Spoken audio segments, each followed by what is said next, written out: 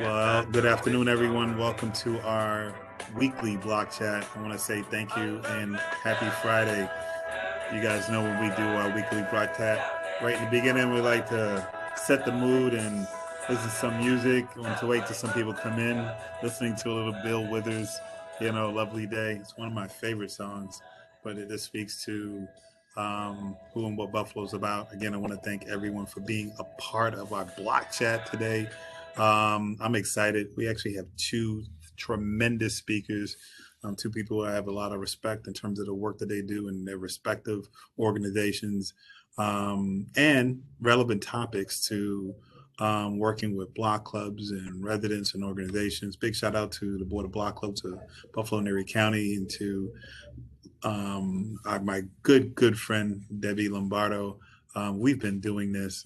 We were trying to calculate how many block chats we've done so far, and we actually started our block chats because of the pandemic and how the pandemic was affecting not just the city of Buffalo, but the state, the world, and our country. And we thought it fit to have a forum that we can share information with block clubs, community-based organizations, community centers, and organizations. And as we started to share that information, our this group grew, and we started making those connections, and we wanted to make sure the people here in City Hall was able to get information out. And we've just continued it, to be quite honest. And we've had speakers from the gambit dealing with economic development, dealing with community development, dealing with community engagement, health and wellness, dealing with issues of legal and issues of housing and all types of things in between, and all over the place. And I think it's just been a great opportunity. It's also been an opportunity to let folks know about the Division of Citizen Services and the work that we've been able to do with our Love Your Block grants, with our clean sweeps, with our engagement in the community, our different types of engagements that we co-sponsor, that we work in conjunction with, and also just an opportunity to highlight the amazing work that block clubs and organizations do within the community. Is just really has been special. I often refer to Buffalo as this great mosaic. Mosaic is kind of like artwork, to the person who's performing or doing the art is never done. And the things that happen in the city is always revealing itself. And so we go into these neighborhoods, and we go and we talk to people, and we engage and we listen to stories, but we also practice and do. And so we've tried to provide this forum. And again, I want to say thank you to all of our speakers and all people who've been participating, all of our city department heads, and to the mayor who've allowed us to provide this atmosphere or this opportunity as well. Council people and everyone, in that respect too. So again, thank you very much. For those who don't know, my name is Oswaldo Mestri. I've been happily hosting along with my staff, who I can't say enough for the Division of Citizen Services. We are the engagement department in many different ways. We house our 311, but we also do specific engagement, place-based engagement activities within the community. And so that's our introduction. I am what we do throughout our time with you. We give you information and share. So I'm going to pass it off to Nicole Brown, who's going to take us through the rest of our particular program. Hey, Nicole. Hi, everybody. Welcome to Black Chat. Since we do have two speakers, I'm going to try to breeze through these announcements just to give everybody time to share what they want to share. So let me know, can you guys see my screen? Okay, perfect.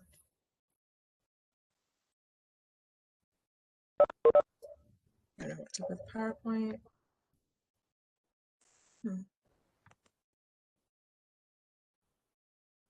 Is it sharing with you guys? It is. I think you just need to only share the slides, though. Yeah, I think it froze on me when I shared it. Okay. Give me 1 second. It's good to see everyone here, all of the organizations. A little later on, we're going to give you an update on our Love Your Block mini grants. I want to say thank you to all of those who've applied and received. We're processing those. I would say checks are very soon to be coming out. Some have already gotten that. But, we're excited about this particular initiative and working with many different organizations that are in the community. Nicole is still putting up her PowerPoint as we move forward through.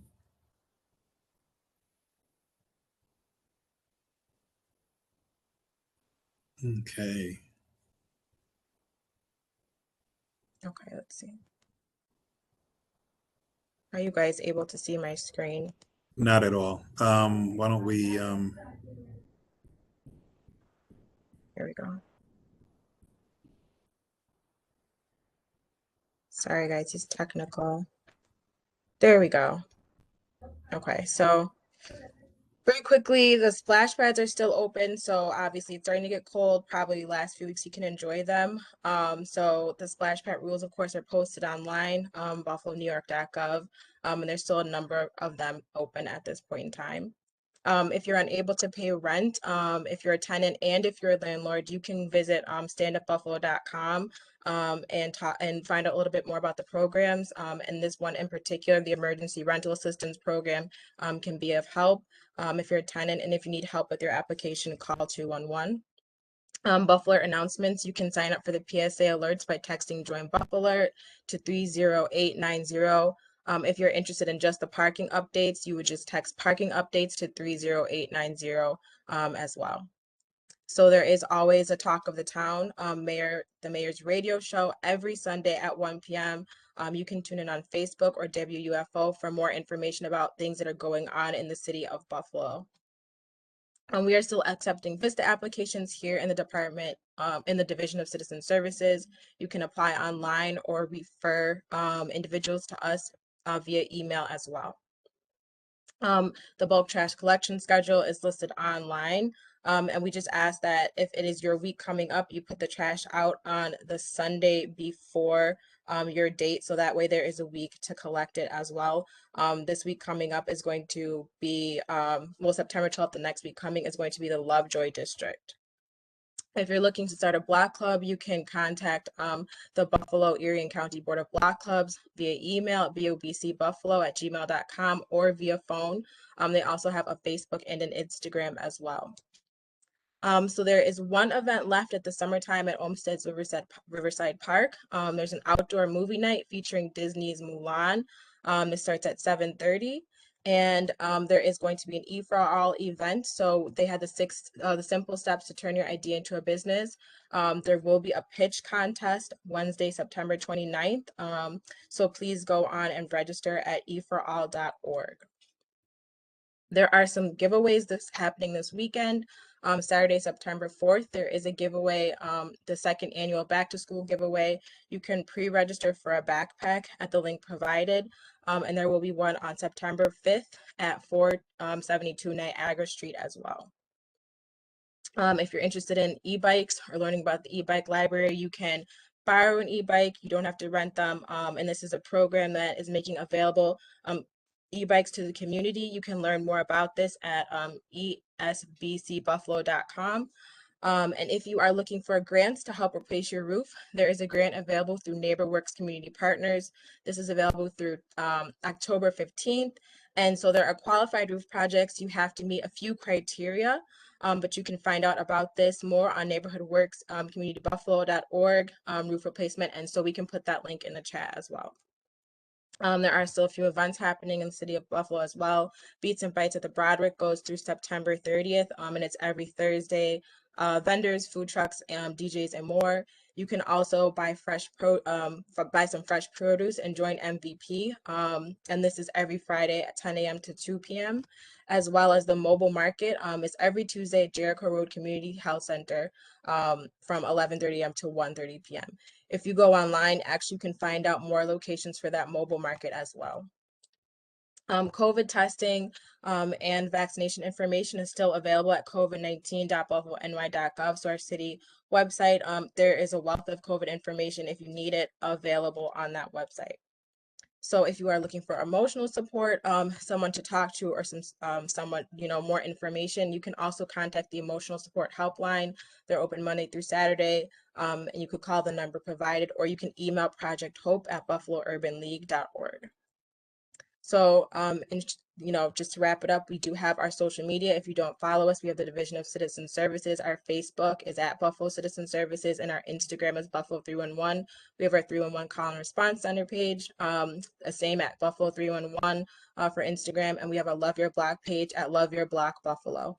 And of course, if you don't follow Mayor Byron Brown, please follow his Facebook and Instagram at Mayor Byron Brown or Mayor Byron Brown 716. And so I'm gonna turn it over to Mike just to give a quick clean sweep update as well. Mike. Thank you, Nicole. For those of you who don't know, my name is Michael Smith, and I'm the Save Our Streets Program Coordinator. And I've also had the honor of coordinating the Clean Sweep Initiative this year. Next slide, please, Nicole.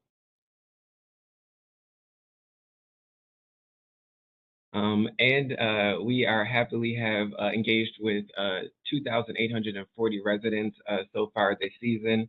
And that does not include the pedestrians and the vehicles that our partners have graciously decided to stop in transit and make sure that they had all of the resources and information that the city can provide.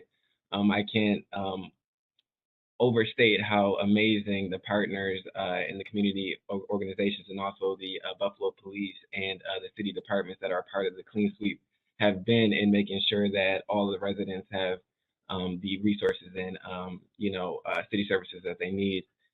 Next slide, please, Nicole.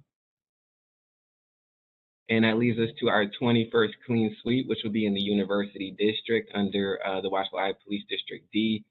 There will be 186 properties total, but 170 of which are residential.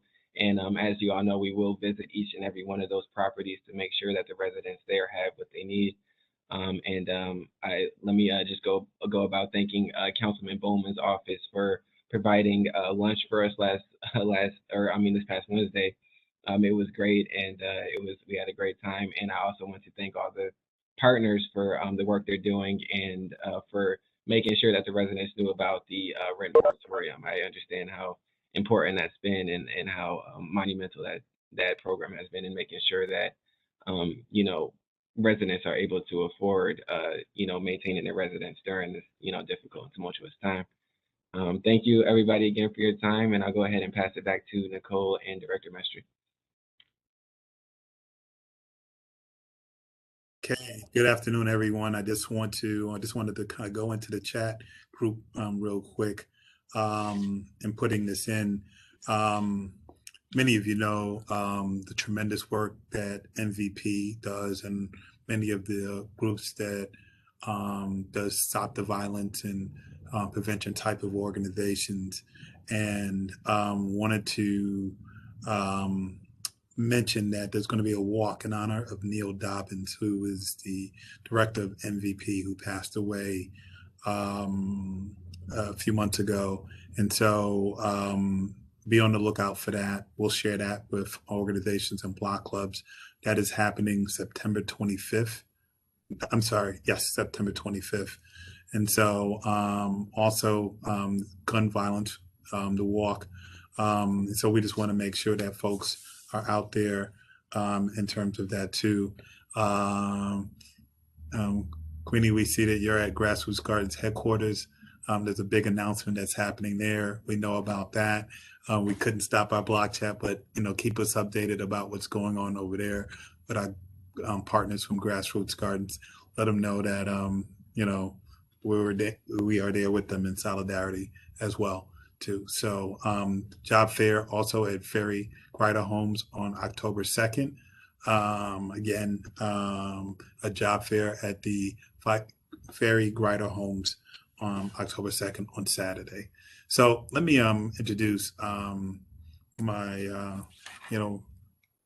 it's funny because I've known this young lady for a while, or she's known me for a while. She knew me when I didn't have gray hair. But that's a worker here in City Hall, and she's now and has always been talking about championing small businesses and and, and those and trying to do startups and those things in that. She works for Ibero, and she's a senior coordinator. And we wanted to have her come on to speak a little bit about the work that she does within the community. She's come out to our clean sweeps, and she's all over the place and doing work and not afraid of partnerships. And I think she speaks all about that. And so let me bring in Ann Anger so she can speak about the work that she does. Hi, Ann. Hi, Oswaldo. Thank you very much for that. And thanks for all the work of the block clubs. And Nicole, the way you went through that list, it's almost overwhelming how much everyone is doing. It's really amazing. It's just really wonderful, all the work that everybody's doing. And Michael, all the work with the clean sweeps. It's a lot of work, and I enjoyed being at a few of them, and I didn't realize that you're already up to your 21st and that you're reaching out to all of those people. It's really fantastic. I love that grassroots work. So I was just invited to speak a little bit about Ibero Business Center, and I hope you can hear me okay, if my volume is good. And so just a little bit of background. I did put a few slides together, which I can pull up. Nicole, if you think I can do that on this end, I'll try to share. Yeah, there should be a share button in the top left. If you see it, if not, I can try to share yours for you. Yeah, I do. This might just take me a second. Now, if you already have your PowerPoint up, and if you press share, there's going to be different boxes, and it should be. So I'll open the PowerPoint first, and then. There you go. And then let's try that. And then come back to share. And come back to share. Okay, hang on. Sorry, guys. Now, listen, I'm going to be a Zoom, WebEx, or Microsoft Teams expert. I know. Life. Okay, so let's see how this goes. How about that? Can you see that? And you're good. Well, let's not get carried away. But okay, so I'm going to try to minimize the screen so I don't see me. Okay. No, you can maximize. Did I just lose you? No, maximize your PowerPoint. Here, and I have it up too. I can just share it for you quicker if you want. How's that? Do you see it now? Oh, I can see it. Can you? Yep. Okay, so there's only about 5 or 6 slides, but I'll just go through and give you a brief introduction. So we were the Ibero Buffalo Entrepreneurship Assistance Center at Medaille College for about the last 10 years. And we recently rebranded to the Ibero Business Center. We're one of 24 entrepreneurship assistance centers across New York State. We're all funded by a grant through Empire State Development. And we all have these different nonprofit partners. Ibero American Action League is our nonprofit partner. When I first met Director Mestri, we were the partner at an organization I was working for in South Buffalo. We welcomed this partnership a long time ago, and it just sort of evolved that I'm now running this particular program. But so just I'll go on to my second slide here. Ibero Business Center is a division of Ibero American Action League. They're out of Rochester, so it's a human services agency. Their mission says they're a dual language multi-service agency, uplifts, empowers, and advocates for Latinos and the underserved. So we are hoping to run some Spanish language programs in the future, and we will be looking for some help with that. So if you have any friends or colleagues that may, have an interest in small business or entrepreneurship and happen to be bilingual, you can maybe have a conversation with me and we can talk about that. But so in Rochester, Ibero American Action League has about 150 employees, and they do all these services that I've listed here, like programming for youth and seniors, residential services for developmentally disabled. And then entrepreneurship is one part of what they do for really helping people to be self-sufficient.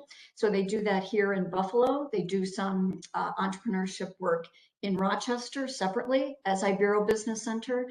And then we just opened up a site in Geneva, New York. I was there last night for an open house. It's a beautiful site, and they have like classrooms right on site. Corey Wheeler is their director there. In Rochester, it's Augustine Rodriguez. So a little bit about Ibero Business Center here in Buffalo and what we're doing. We're continuing to do what we've been doing for the last 30 years under, this particular entrepreneurship center, but we're running these comprehensive business startup classes. We work with some wonderful mentors who volunteer their time, and we work one-on-one with people to help them write business plans. If you know someone that wanted to start a business, they went to a bank thinking, I'm just going to go and ask for a loan. And the bank says, well, first you need a business plan. You can always, send them to us, send them to me. I will sit right at my desk and help them write a business plan. We do this one-on-one, or we do it collectively in our classroom where we go into a lot more depth and we bring in, some really important mentors to help along the way. But last year, like a lot of other of these organizations, we were tapped into by New York State to assist with COVID relief programs like the Paycheck Protection Program, the EIDL grants and loans, economically, the word escapes me, pardon me, whatever the EIDL was standing for. But and then presently, we've been very actively working in the city of Buffalo, and in Buffalo and in Erie and Niagara counties, on the Small Business Pandemic Grant. So that grant, which let me just pop over to this one real quick. So the Small Business Recovery Grant, nysmallbusinessrecovery.com. This is a statewide program. If you have any small businesses in your communities that haven't yet heard of this grant, there's still money available. There's certain eligibility requirements. You had to have been open by March of 2019. You had to have certain gross receipts between 25,000 and up. They just changed it last week. It was at 500,000 and they just bumped it up to 2.5 million.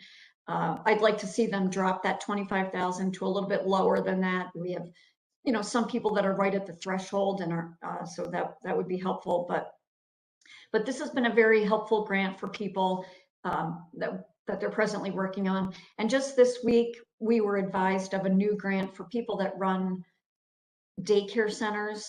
So I think that's through the Office of Child and Family Services, but there's a grant running right now through that for those programs. And then I'll just back up real quick for a second to our services. We also help people with the MWBE applications. That's the Minority and Women Business Enterprise application. New York State has one. Buffalo and Erie County have one.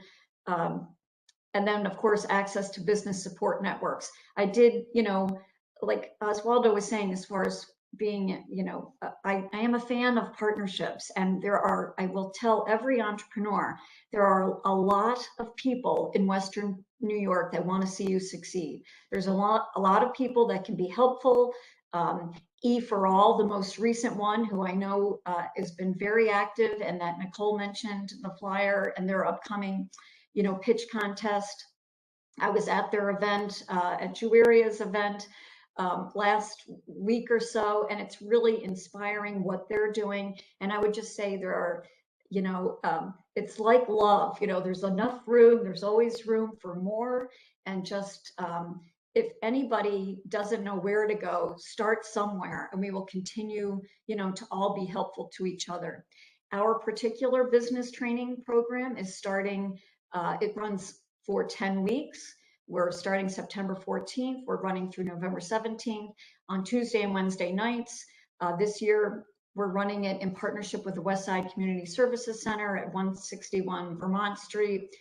We are enrolling people. We have a nice group, but we do, we certainly can continue to take additional people if people are interested in the program. So really, like if somebody's thinking about it, I just want to encourage you, we can work one-on-one all year with you to help you get your business up and running and think about what the next steps are, where the money comes from, if you need money, or do you just need to be prepared? And I think that's really, about it. So here's some contact information, and I'm sure Nicole can email this out to anybody that wants it. But the Ibero Business Center here in Buffalo, my office is right here at Niagara and Virginia Street. We opened our new site in Geneva at the Geneva Economic Development Center. It's a beautiful building. And then in Rochester, we're right on Main Street in Rochester. So I guess I'll turn it back over to Oswaldo or Nicole or whoever wants to take it back, and I'll stop sharing if I can figure that out. There we go. Thank you, Anne. I appreciate that. So that was a great presentation. I'm just looking to see if there's any questions in the chat box for Anne, and then I'm going to put your information in the chat box as well. Thanks. So if anybody has any questions that you didn't type in the chat box, you can pop in real quick and unmute yourself and ask a question. Otherwise, I'm going to introduce our second speaker. And if you have any questions for Anne, you can feel free to call the Ibero Business Center or send me an email, and I can get Anne's information to you or her email to you as well. So I don't see anything in the chat box, so I'm going to bring on our second speaker. She is amazing. She is involved in the mental health field as well. Her name is Captain Amber Beyer, and she is a coordinator for the crisis intervention team within the BPD. So Amber, you can take it away. Thank you, Nicole, and thank you for saying I'm amazing. I appreciate that. It's great to be here and share some information about, I was going to touch on what the behavioral health team does, kind of the mental hygiene law that the police operate under, just so the community has a better understanding on what we can do, what resources are available to us, and then be available for any questions. So I have a presentation that I've used in other formats that I'm kind of going to run through, and I may need assistance in sharing that as Oz helped the previous presenter, but I'm gonna try right now. So share content, right?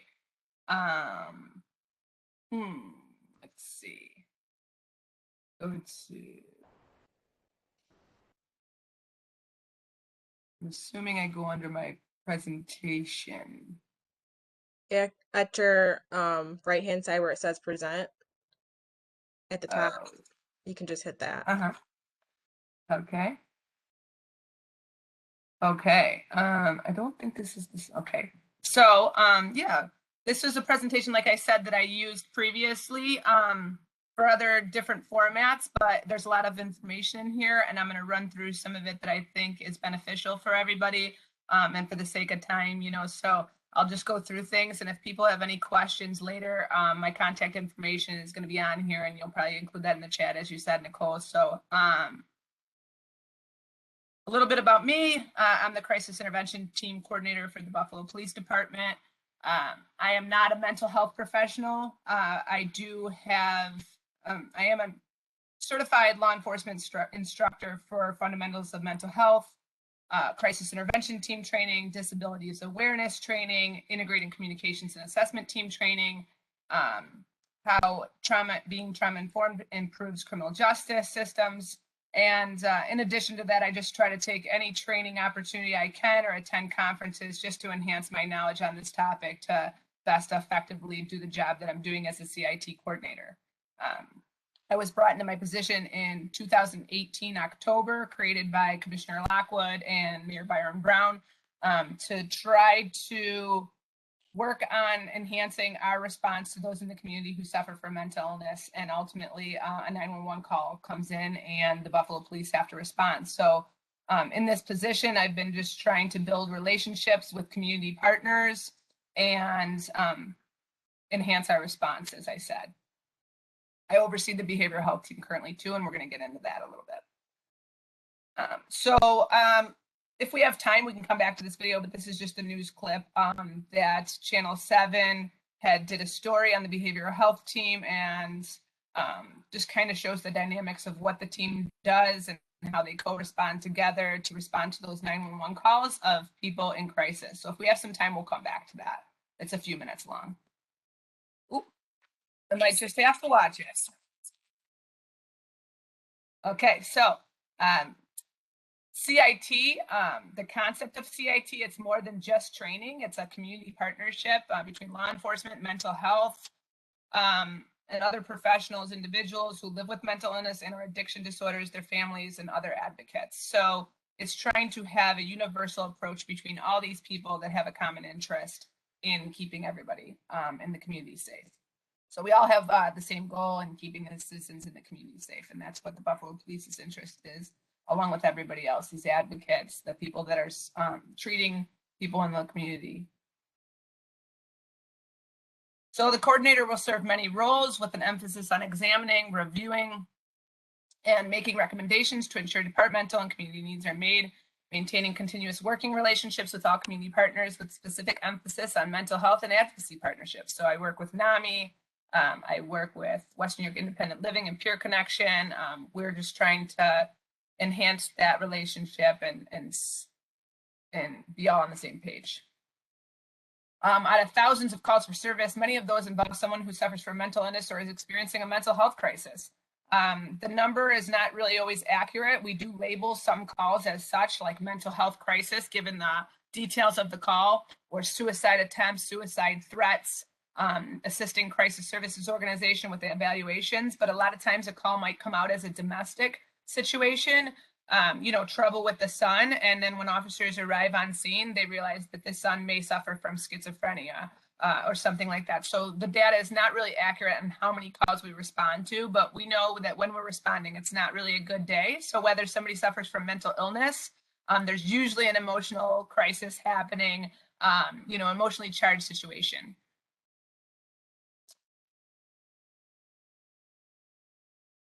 I just got asked for an annotation. Okay, I don't know what that is. Sorry about that.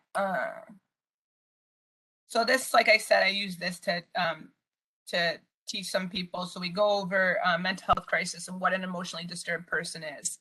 So any of those calls that come into 911 when somebody, there might be a mental health provider in the community saying one of their clients is very agitated and acting violently, and they think that they may need to be transported to the hospital, or they may be acting violently in a criminal manner.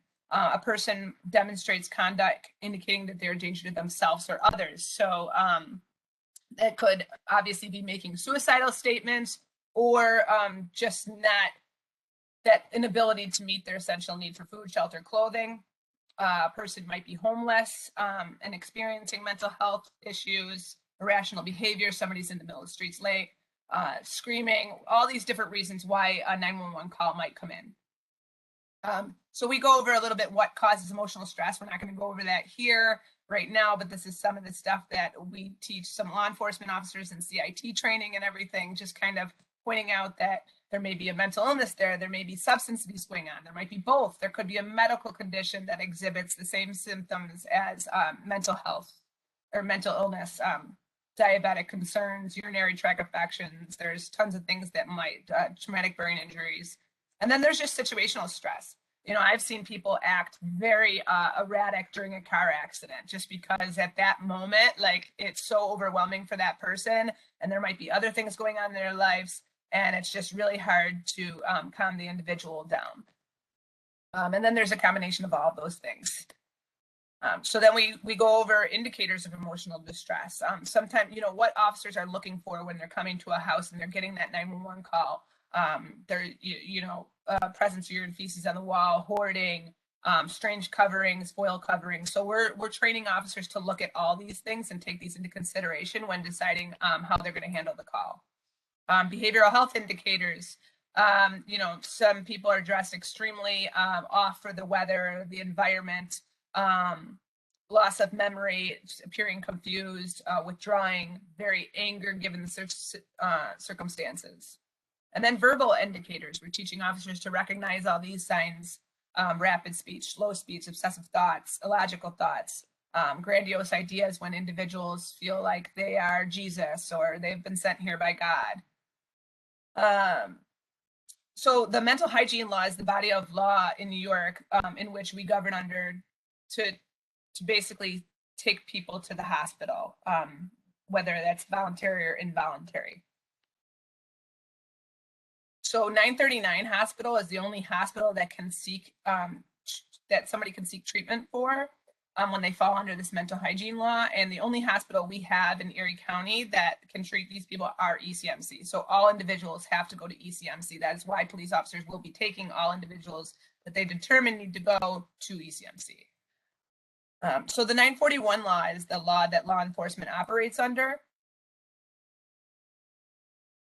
And any peace officer or police officer acting pursuant to his or her special duties, or police officer may take into custody any person who appears to be mentally ill. So we go over those indicators, likely to result in serious harm to himself or others. So here's a little description. You can look that up also. It's available on if you Googled it, the entire description's there. So if this criteria is met and the person is taken into custody, he or she will be immediately taken to a 939 hospital, which is ECMC, for an evaluation. Okay, so why is accurate? So we go over this with officers, why it's so important to let the hospital staff know exactly what's going on with that person and what was told to the officer, what the officer's seen, and just to create a record for future reference. Okay, so there's a difference between reported and observed. Lots of people can say so-and-so did so-and-so, even when it comes to criminal conduct, but we want to make sure we see some of those behaviors, but we can also take into account what people are telling us also. A lot of times the 911 caller is somebody not actually involved, but observing the individual. So when an officer acts in good faith, they can detain a person under mental hygiene law. So as I said, not only am I not a mental health professional, officers are definitely not mental health professionals. So they, if they're acting under good faith and they believe that the safest bet is to get this person to the hospital, they won't be covered. And then we have to decide when to make a criminal arrest. And CIT is all about diverting people away from jail. If their actions were a result of mental illness, we want to try to get this person help and solve the issue before it rises. Is jail going to do this person any help? Is ultimately that's what we're looking at. But sometimes the crime is so egregious that we have to make an arrest. Or if there's a complainant saying, I don't care, I want this person arrested, we are unfortunately tied to that also. So if we understand, let's give an example, somebody's trespassing in front of a corner store and the store owner just wants them gone, or we can convince the store owner that we are going to try to get this individual help rather than press charges, and the store owner is agreeable to that. Although they could technically have a trespassing charge, we're not, trying to do that. But now if that individual just hit somebody with a rock over the head and cause serious injury, our hands are kind of tied there. So we have a lot of decisions to make on some of these calls. So 945 is what mental health professionals like crisis services operate under. So this is kind of a long description here, but basically the director of community services or their designee, which in Erie County Crisis Services is their designee, and the Spectrum Cares is the designee for 18 and under, receive a report from one of the following persons that that somebody is basically not acting appropriately, I guess, and causing concern.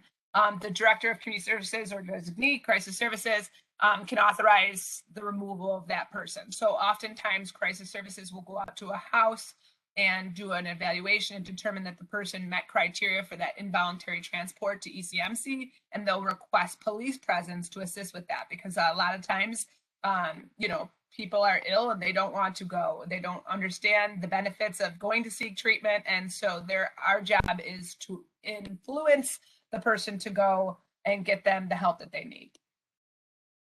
So person has a mental illness for which immediate care and treatment in the hospital is appropriate, which is likely to cause serious harm. So they have the same kind of criteria, except they can make their decision based on a lot more things other than just the observations as police officers can. They can get medical records, history, and all these other things to help make their decision to transport somebody against their will.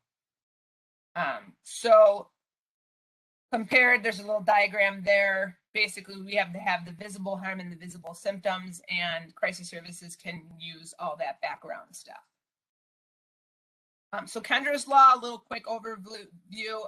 Andrew Goldstein pushed Kendra in front of a subway in New York City years ago. He was diagnosed with schizophrenia, not taking his meds, and ultimately advocates and everybody fought for the ability to have court-ordered medication on certain individuals that refused to comply with treatment recommendations. So yes, this was proposed by NAMI advocates, who are advocates of people in the community with mental illness, family members. Sometimes, you know, we have to do things against what other people think because they lack the insight. So in these cases, there's a 960 court order saying somebody has to go to the hospital and receive their medication or get a psychiatric evaluation after a certain time. So oftentimes crisis services, they will go out and do these 960 pickups for somebody who has not taken their medication, and Buffalo Police will also assist in making sure that person gets to the hospital for the benefit of that person and the rest of the community. So crisis services mobile outreach, just go over a little bit about them, but they're the unit of the ECMC, as I said. They're contracted through them to provide community mental health intervention and assessment to individuals in Erie County. So when somebody is not posing an actual immediate danger to themselves or others at the moment, there's no weapons, there's no violence, you can call crisis services and they will come out and do an evaluation and make recommendations and try to get somebody to the hospital. Sometimes they do call police given the nature of the incident or violence reported or criminal history, not necessarily criminal history, but like history of aggression and violence. But they are an option to call. And their criteria, deterioration of mental health status, and increase in mental health system, symptoms along with acute emotional stress, thoughts of suicide, thoughts of harm to others, physical aggression to others, and refusal of psychiatric or medical care because of impaired insight or judgment. So their staff links individuals to outpatient counseling, peer support, case management, social services, or housing. And they also conduct lethality assessments. They can determine if somebody's like calling the hotline or telling somebody that they don't want to live anymore, if in fact that is an a need for an immediate psych attention. And they can usually link people with treatment within 5 days. Consultation for best course of action, access to psychiatric evaluation 24/7. Okay, so when to use them? When you believe the client is at significant risk of harm to themselves or others and possibly in need of hospitalization, when you encounter someone that is mentally ill and currently symptomatic and could get worse over time and is receptive to follow-up from crisis services, and if a person is not receptive to a visit from crisis services, you can still pass these concerns on to intake counselors who will reach out to the individual and further engage them. So this is a great resource. So this is kind of a summary about the 941 law, what crisis services can do, and kind of how we make our decisions. So now that brings me, this is, that's done with the presentation. So it brings me to the creation of the behavioral health team. So a lot of times we are on scene getting called to these calls, and Buffalo Police is getting called rather than crisis services getting called. 911 is getting called, and officers are being sent and trying to make a determination what is going on and what is best for this individual. And whether they need to make an arrest, whether they don't need to make an arrest. And we're doing that with limited training. We have CIT training. I assist in the delivery of that training. It's 32 hours. We have about 140 officers in the department that have received that training, but we have over 700 officers on the department. So there's very limited training to give officers the ability to identify what's going on and how to properly handle it. Crisis Services operates the entire of Erie County. Their response time is not always as quick as we need it to be in Buffalo, given the call volume, especially. You know, we're going from call to call. We don't have time, especially when somebody's in crisis, to wait 45 minutes or longer for a crisis team to come out. So that's why we created the behavioral health team, where we have specialized trained officers partnered up with mental health professionals from Endeavor Health Services who come out and help patrol officers determine how to handle this call. You know, they come and they start the immediate interaction and the engagement. They use their de-escalation training and their skills and their master's degree knowledge to kind of get the person calm, and then determine, do we need to take the person in the hospital? Can we leave them in the community? Can we link them up with resources that they've never had before? Do they already have resources and a counselor? Can we make a call to the counselor and inform them what's going on? And then at the same time, the officer's there to make sure everybody's still safe, you know, because this call did come into 911 for a reason. You know, there's somebody thought the behavior required a police response. Or maybe they didn't know about the crisis services number. And you know, we're working on that and educating people about when to call crisis services and when to call 911. And that's kind of why I'm here presenting today too, to inform people, you know, that there is other options other than 911. So our team comes out, and we've been able to successfully divert, I think about 63% of our calls away from the criminal justice system or the emergency room. So leaving a significant amount of people in the community, not going to the ER, not going to jail, and linking them up with services. We're still trying to calculate all our data, but there's been a lot of people that had no services before their engagement with behavioral health team, and now they do. And now they're seeking treatment and counseling. And we've been doing this service throughout the entire pandemic. So where a lot of providers in the community even weren't seeing clients at all, the behavioral health team still was, and still linking those people up with services and help. So I know that was a lot of information to give you guys. I'm open for any questions, and I don't want to keep rambling. So thank you, Nicole. Thank you so much. So that was really informative, and a lot of new information actually that I didn't even know about how that worked. So that was a great presentation. Thank you so much. So does you know, I didn't see any questions in the chat, probably because you did it so thoroughly. But just wondering if anybody has any questions, you can ask them in the chat box now, or unmute yourself and ask. And I did put your information in the chat box as well. So if anybody needs the information for either Ann or Amber, it is in the chat box. I have a quick question. If you could just remind us what the other phone number is that crisis intervention number, the 851-4622? Is that as opposed to 911? You said calling 911 versus crisis intervention? Yeah, no. So 834-3131 is crisis services. So if there's not that you know, immediate risk of violence and everything, you're just confused, you're just a little concerned, like your neighbor, your family member, somebody, you know, anybody is acting a little off, and it's concerning to you, and you think that there's something more there, call crisis services. If you have somebody that's been acting violent and having, you know, threatening harm to themselves, especially immediately at that moment, then we're going to want you to call 911, and we're going to get the behavior. You can actually request the behavioral health team over 911. Make that request. Request the CIT officer. Request the behavioral health team if it's during our hours, which is Monday through Friday, 8 to 6. And those are for those immediate concerns. Thank you. So it's 834-3131? 834-3131, yes. Versus and if you have any questions or anything, we have our office number for the behavioral health team too, which is 851-9604. And our Endeavor staff would be more than happy to guide somebody on what direction they should do too, you know, if somebody's not really sure. What was that second number, Captain Byer? What was the second number, the behavioral health number that you just said? 854 something? I don't know if you can hear me. I think she said 851-9604.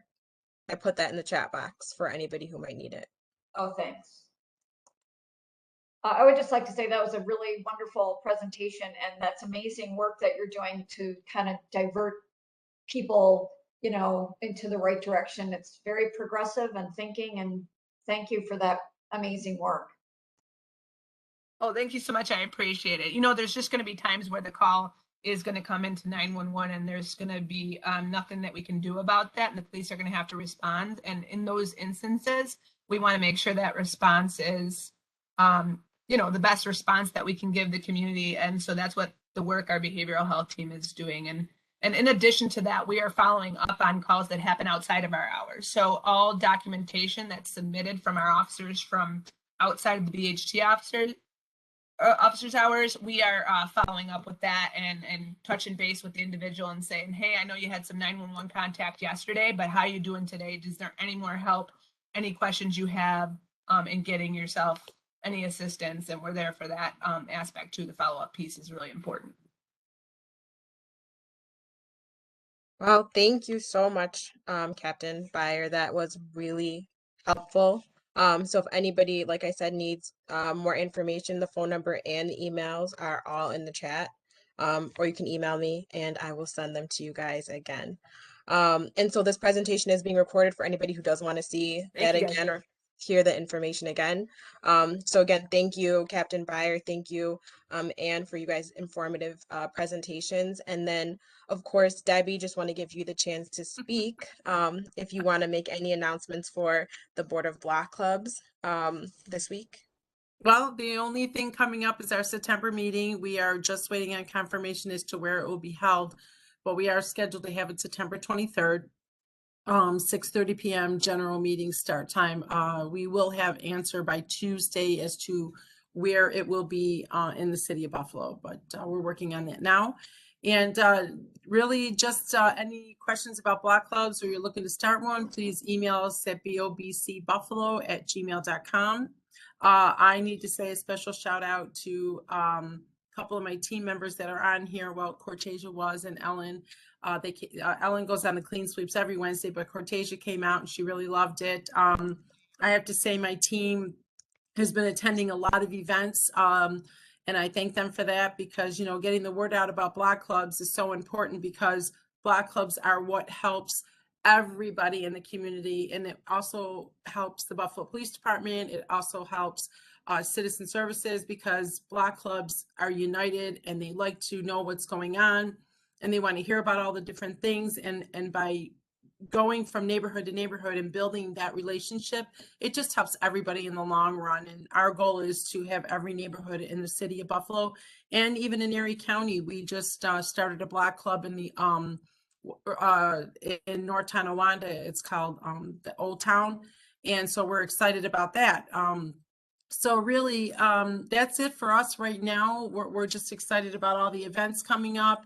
I think this evening there's an event that Ellen is hosting at Trinidad. So just watch our Facebook page because believe me, we post everything. If you have a flyer and you want some information put out there, give it to us. We will get it out there because we have a really good base at our Facebook page and we're Instagram and Twitter. I don't even know what else. We're on all kinds of social media. But thank you for the opportunity every week. You know, this is, like I said, we've started this since COVID and it's grown. And, you know, it's just so important that we all come together in some way, shape or form. And this is a great forum to be on. So I think Oz and his team and Nicole, especially, she puts those flyers up for me. And giving us this space. So we really appreciate it. And because it's 12:58 and as Oz says, he likes to give you 2 minutes of your time back for the weekend. So great presentations today, as always. It's such a joy to hear so much new information. And on behalf of myself and my team, we're going to wish you all a very wonderful and safe weekend. And we will see you here next week. So I'm done, Nicole. Yay! Thank you, Debbie. So you took the words right out of my mouth. I was about to say, I'd give you back 2 minutes of your time. So now you have 1 minute back of your time. So again, there's an event today, Trinidad Block Club. It starts at 4 p.m. If you guys would like to attend. And everybody else have a safe and wonderful weekend. It's a long weekend, so please try to enjoy it. Hopefully it'll warm up for everybody. Yeah. All right, Michael, I'll be on my way. Thank you, Nicole. All right, I'm waiting for you. Thank you, Captain Byer. Thank you, Debbie. Bye. Thank you for the Bye, shout out. everybody. All right, bye, everybody. Bye. You're Y'all have a blessed Have a good weekend. weekend. Stay safe. Yep, you too. All right.